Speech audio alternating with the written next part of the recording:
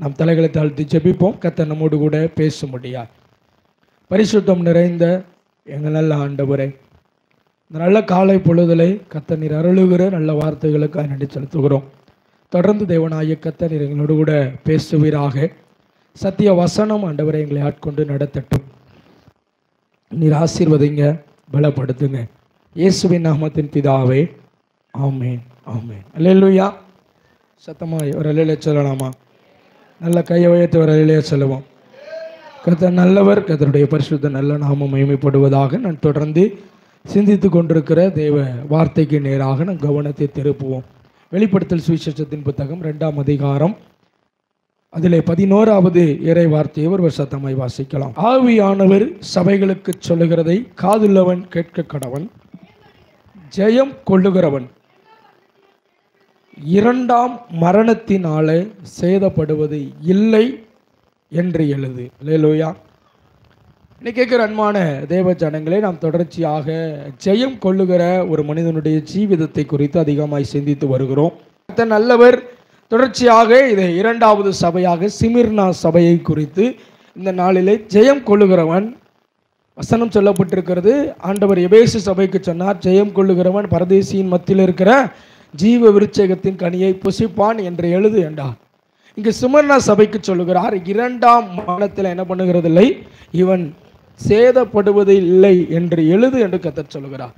கிட்டத்தட்ட நம்ம வெளிப்படுத்தல் சுவிசேஷத்தில் 7 சபைகளை குறித்து கர்த்தர் இங்கு தீர்க்க தரிசனமாய் உரைத்து வைத்திருக்கிறார். அதில் சில சபைகள் நற்சாட்சி பெற்ற சபைகளாக இருந்தது. 5 சபைகள் அல்ல, 2 சபைகள் நற்சாட்சி பெற்ற சபைகள். மீதமான 5 சபைகளை குறித்து நாம் பின் நாட்களிலே நாம் ஜெயம் கொள்ளும் பொழுது காரியத்தை தியானிக்கிற பொழுது நாம் தியானிப்போம். இப்படி இருந்த சபையிலே சிமிர்னா சபையானது கர்த்தருக்காய் சாட்சியாய் வாழ்ந்த ஒரு சபையாக, ஒரு நற்சாட்சி பெற்ற சபையாக கர்த்தர் சிமிர்னா சபையை அவர் ஆசீர்வதிக்கிறார். பாருங்க, ஒரு 86 வயது நிரம்பின ஒரு மனிதனை ஒரு மிகப்பெரிய கம்பத்திலே கட்டி வைத்து இயேசுவை மறுதலி என்று சொல்லி ஒரு உரக்க சத்தமிடுகிற ஒரு தொனி கேட்டுக்கொண்டிருந்தது. ஹிட்லர் ஒரு 86 வயது நிரம்பின ஒருவரை ஒரு மிகப்பெரிய கம்பத்தில் கட்டி வைத்து, நீ இயேசுவை மறுதலி, இல்லையானால் உன்னை என்ன பண்ணுவேன், எரித்து விடுவேன் என்கிற கூக்குரலின் மத்தியிலே நான் இயேசுவை மறுதலிக்க மாட்டேன் என்று வைராக்கியம் பாராட்டின போலி கார்ப் என்று சொல்லப்படுகிற ஒருவர் நடத்தின திருச்சபை தான் சிமிர்னா திருச்சபை என்று விக்கிபீடியாவில் பார்த்தேன். என்ன கேட்குற அன்பான தேவ ஜனங்களை, 86 வயது நிரம்பின ஒருவர் தன் ஜீவனை அவன் என்ன பண்ணான், பெருசாய் பொருட்படுத்தாமல் நான் ஆண்டவருக்காய் மரிக்க ஆயத்தமாய் இருக்கிறேன் என்ற ஒரு திருச்சபை தான் இந்த சிமிர்னா திருச்சபை.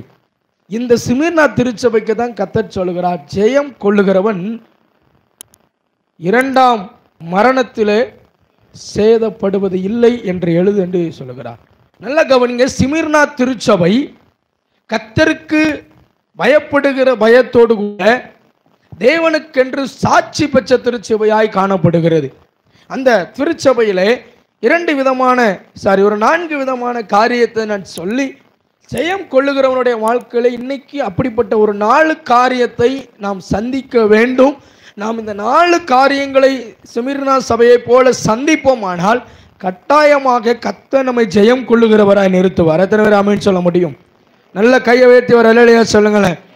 நல்ல கவனிங்க, ஜெயம் கொள்ளுகிறவன் யார்? வாசிக்கலாம். 1 யோவானின் புத்தகம் 5ஆம் அதிகாரம் 4வது 5வது வசனத்தை ஒருவர் சத்தமாய் வாசிக்கலாம். யார் ஜெயம் கொள்ளுகிறவன்?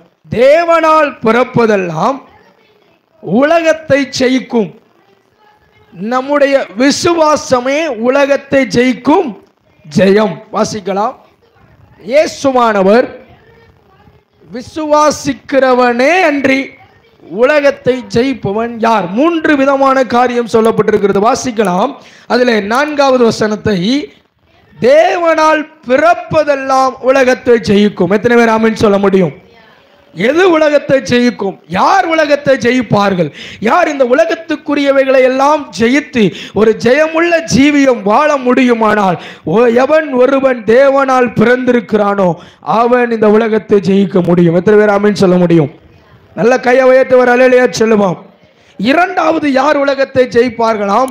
விசுவாசமுள்ள சந்ததியார். இப்படியாய் சொல்லுகிறேன், இந்த நம்முடைய விசுவாசமே உலகத்தை ஜெயிக்கிற ஜெயம். இரண்டாவது, விசுவாசிகளாய் விசுவாசத்தின் சந்ததிகளாய் இருக்கிற நாம் உலகத்தை ஜெயிக்க முடியும். எத்தனை பேர் ஆமென் சொல்ல முடியும்? நம்முடைய விசுவாசம் உலகத்தை ஜெயிக்கிற ஜெயம். மூன்றாவது, அங்க யோவான் எழுதுகிறான், இயேசுவானவர் தேவன் என்று குமாரன் என்று விசுவாசிக்கிறவன் உலகத்தை ஜெயிக்கிறான். அல்லேலூயா.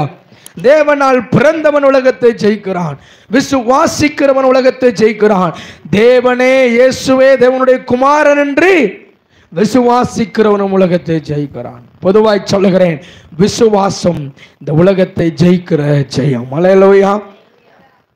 கிரிகை இல்லாத விசுவாசம் செத்ததா இருக்கிறது வசனம் சொல்லுகிறது. கிரிகை இருக்கணும், ஜெயம் கொள்ளுகிற ஜீவிதம் இருக்கணும், ஜெயம் எடுக்க வேண்டிய எண்ணம் இருக்கணும். நான் கடந்த நாட்களில் சொன்னதை போல ஜெயம் கொள்ளுகிற எண்ணம் நமக்கு இருக்கணும். நான் ஜெயிக்கணும், நான் தோற்று போன இடத்துல, நான் விழுந்த இடத்திலிருந்து எழுந்து தேவனுக்காய் நான் செயல்படணும், ஒரு செயல் வீரனாய் இருக்க வேண்டும் என்கிற எண்ணம் இருக்குமானால் நான் விசுவாசிக்கிறேங்க, ஜெயம் கொள்ள விரும்புகிற உங்களை கர்த்தர் ஜெயிக்கும்படியாக கிருபை பாராட்டுவார். அல்லேலூயா. ஜெயம் கொள்ளும்படி ஜீவிக்க விரும்புகிற உங்களை நீங்கள் தோற்ற இடத்துல கர்த்தர் புது பலனை கொடுத்து உங்களை ஜெயிக்க செய்வார்.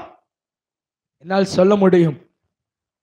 ஒருவேளை என்னுடைய பலவீனம் என்னை தோற்கடித்துக் கொண்டிருக்குமானால் என்னை ஜெயிக்க கர்த்தர் செய்வார். என் மாமிசம் என்னை தோற்கடித்துக் கொண்டிருக்குமானால் அதை ஜெயிக்க கர்த்தர் எனக்கு பலன் தருவார். என்னுடைய சொந்த பந்தங்கள் என்னை தோற்கடிக்க செய்து கொண்டிருப்பார்களானால் நான் விசுவாசிக்கிறேன், என் தேவன் அந்த இடத்திலையும் என்னை ஜெயமெடுக்க உதவி செய்வார். நான் ஜெயிக்கிறவனா இருக்கணும், வின்னர். நான் லூசர் அல்ல. தேவன் என்னை ஜெயிக்கும்படியாக அழைக்கிறார். ஆகையினாலதான் ஒவ்வொரு சபைக்கு சொல்லுகிறார், ஜெயம் கொள்ளுகிறவனுக்கு இதெல்லாம் கிடைக்கும்பா. அப்ப யார் ஜெயிக்கிறவன்? உலகத்தை எவனால் ஜெயிக்க முடியும்? யாரால் ஜெயிக்க முடியும்? வசனம் சொல்லுகிறது, தேவனால் பிறந்த ஒரு மனிதனால எதை ஜெயிக்க முடியும்? உலகத்தை ஜெயிக்க முடியும்.